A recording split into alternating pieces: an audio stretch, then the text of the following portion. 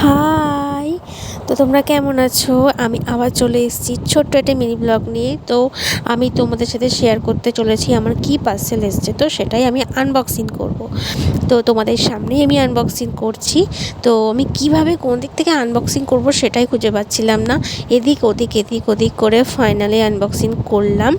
তো এটা ছিল একটা আইস রোলার, খুব ভাইরাল একটা প্রোডাক্ট। অনেকে দেখেছো বা অনেকে নাও জানতে পারো।